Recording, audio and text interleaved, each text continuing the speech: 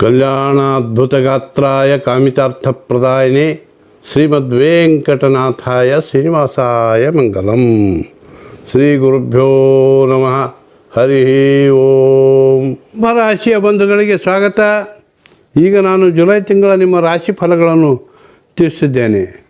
ಕುಂಭರಾಶಿಯವರಿಗೆ ಚತುರ್ಥ ಸ್ಥಾನದಲ್ಲಿ ಗುರುವು ತಾಮ್ರಪಾದದಿಂದ ಬಂದು ನಿಮಗೆ ಸಾಕಷ್ಟು ಧನಲಾಭವನ್ನು ಶುಭಫಲಗಳನ್ನು ನೀಡುತ್ತಾರೆ.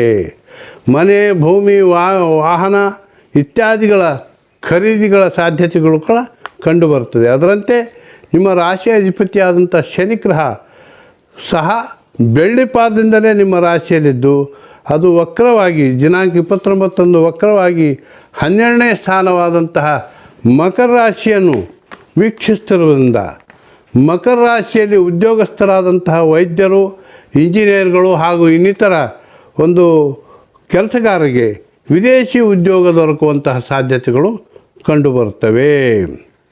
ಇನ್ನು ಉಳಿದ ಗ್ರಹಗಳ ಫಲಗಳನ್ನು ತಿಳಿದುಕೊಳ್ಳೋಕ್ಕಿಂತ ಮೊದಲು ತಾವಿನ್ನೂ ನನ್ನ ಯೂಟ್ಯೂಬ್ ಚಾನಲ್ಗೆ ಸಬ್ಸ್ಕ್ರೈಬ್ ಮಾಡಿಕೊಂಡಿದ್ದರೆ ದಯವಿಟ್ಟು ಸಬ್ಸ್ಕ್ರೈಬ್ ಮಾಡಿಕೊಳ್ಳಿ. ನಿಮಗೆಲ್ಲ ಮಾಹಿತಿಗಳು ಪ್ರತಿ ತಿಂಗಳು ತಲುಪುತ್ತವೆ.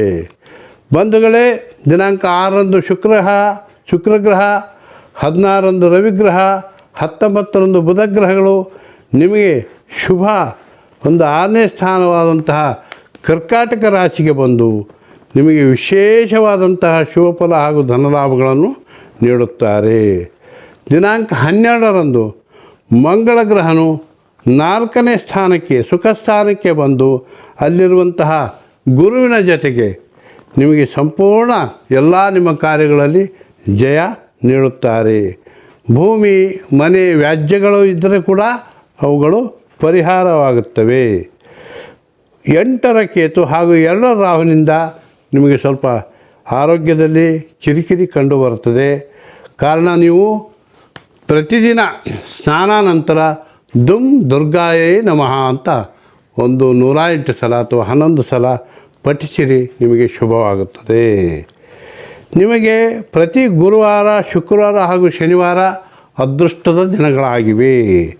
ದಿನಾಂಕ 7ರಿಂದ 11, 14, 15, 16, 19, 20, 23, 24, 28, 29ರಂದು ನಿಮಗೆ ಶುಭ ದಿನಗಳು. ಶುಭವಾಗಲಿ. ಸರ್ವೇ ಜನಾಃ ಸುಖಿನೋ ಭವಂತು. ಸಮಸ್ತ ಸನ್ಮಂಗಲಾನಿ ಭವಂತು.